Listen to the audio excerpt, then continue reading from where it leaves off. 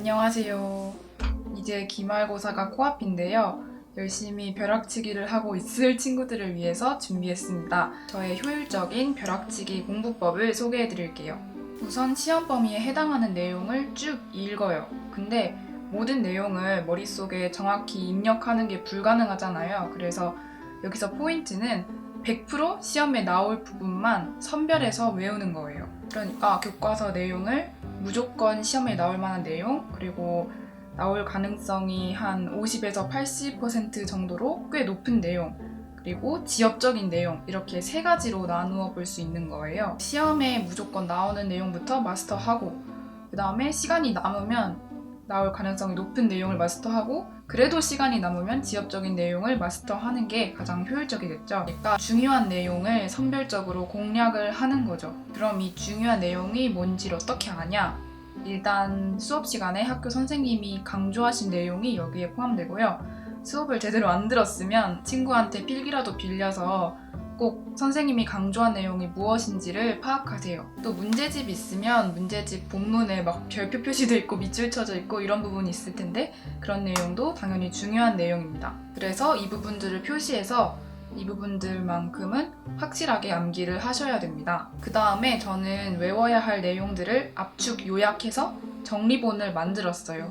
보통 A4로 3장에서 5장 정도로 정리를 했고요. 이제 이 내용만 완벽하게 암기하자라는 생각으로 암기를 해요. 저는 손으로 적기도 하고 또 동시에 말로도 따라 읽으면서 암기를 했어요. 그리고 어느 정도 한번 암기가 됐다 싶으면 스스로 테스트를 하는데요. 이 과정이 정말 중요합니다.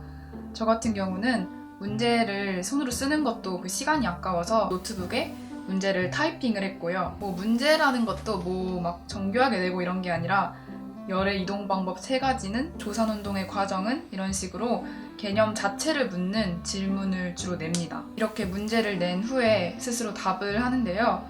저는 타이핑을 해서 마찬가지로 답을 할 때도 있었고 아니면 만든 문제지를 프린트를 한 다음에 거기에 손으로 답을 적어가면서 답변을 하기도 했어요. 그렇게 하고 틀린 부분이 있잖아요. 그런 틀린 부분에 해당하는 내용을 필기 그 정리본에서 찾아서 표시를 해요. 그래서 표시한 내용 중심으로 외우고 또 그 부분에 대해서만 다시 테스트해보고 또 틀리는 부분이 있으면 다시 체크하고 다시 외우고 이거를 반복하시면 되고요. 이 테스트 차수마다 필기하는 펜의 색을 다르게 해서 필기를 하면 좋아요. 첫 번째 테스트에서 틀린 거는 검정색으로 밑줄을 친다.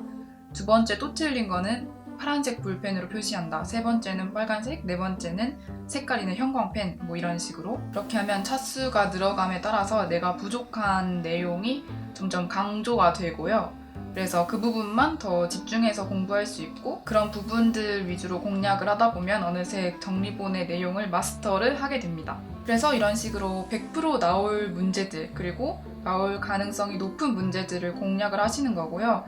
이거를 다 했는데 혹시나 시간이 남았다 싶으면 교과서 다시 보면서 지엽적인 내용도 체크하고 암기하시면 돼요. 그럴 가능성은 사실 별로 없겠지만